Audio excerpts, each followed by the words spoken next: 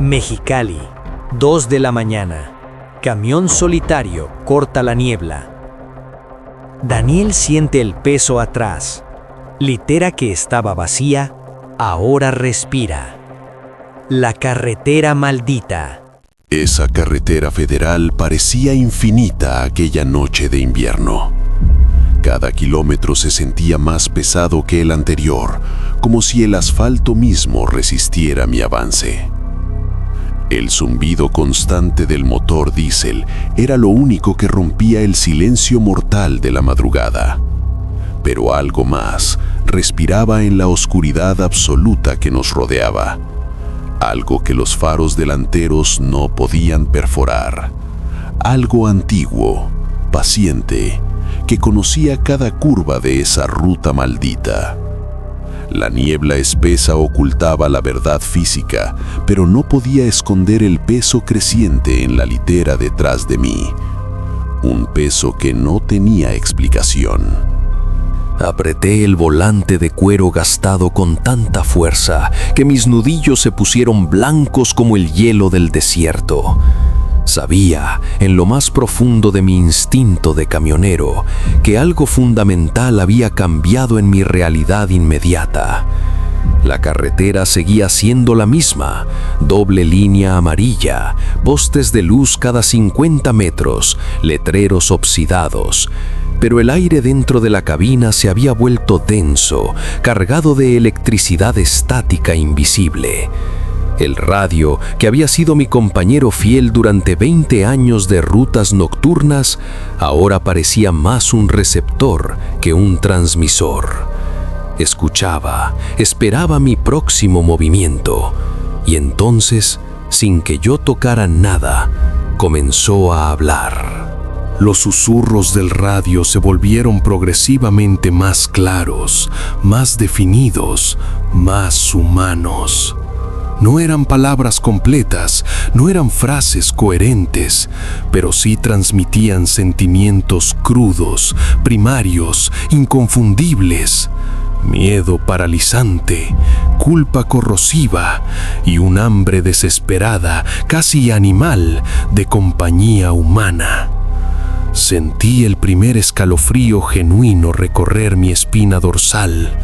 No era el frío del invierno sonorense que entraba por las rendijas, venía de dentro, de la litera vacía detrás de mi asiento del conductor. Una litera que de repente ya no se sentía vacía en absoluto.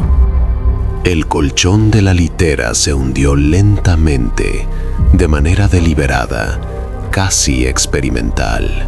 No fue un movimiento brusco de alguien torpe acomodándose. Fue el descenso calculado, medido, de un peso consciente probando su nueva forma física, probando los límites de la tela, probando la resistencia de la suspensión del camión, probando mi voluntad. Cuando hablé a la oscuridad de la cabina, mi voz resonó hueca, ridícula. Sabía que sería escuchada. La respuesta no llegó en palabras articuladas, llegó en un silencio mucho más elocuente, el silencio más pesado, más opresivo, más vivo que jamás había sentido en 20 años de carretera. Con mano temblorosa pero decidida, extendí el brazo hacia el interruptor de luz interior. Un destello amarillo artificial rompió violentamente la oscuridad absoluta de la cabina. Por un segundo glorioso, todo parecía normal, cotidiano, explicable. La mochila militar en la esquina, la chamarra de mezclilla colgada del respaldo, la cobija de lana gris perfectamente doblada sobre el colchón. Ninguna silueta humana, ningún ocupante no autorizado. Suspiré aliviado, con la tensión abandonando mis hombros.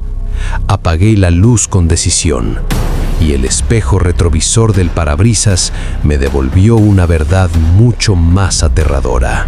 La luz se apagó con un chasquido eléctrico definitivo. El espejo retrovisor dejó de ser un simple reflejo de seguridad. se convirtió en ventana a una realidad paralela, superpuesta, donde las leyes físicas conocidas no aplicaban, donde la litera doble de la cabina no estaba vacía, donde alguien compartía el espacio confinado de 2 por 2 metros conmigo.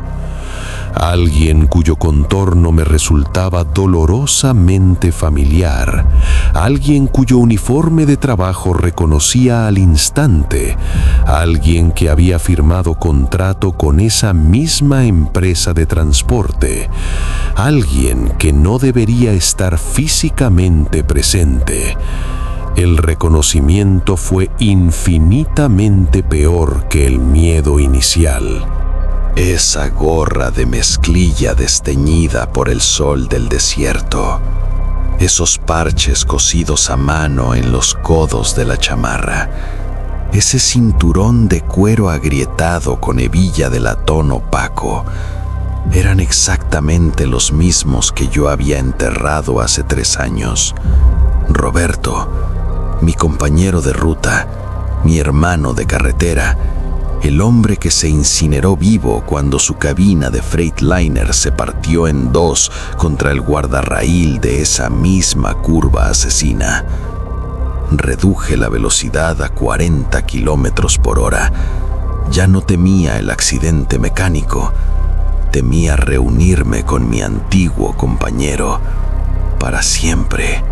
Con manos empapadas de sudor frío, activé las luces intermitentes de emergencia. El International ProStar, blanco, se detuvo temblando violentamente en el arcén de grava. El motor diésel Caterpillar rugió en protesta una última vez antes de apagarse. El silencio que siguió fue absoluto, religioso.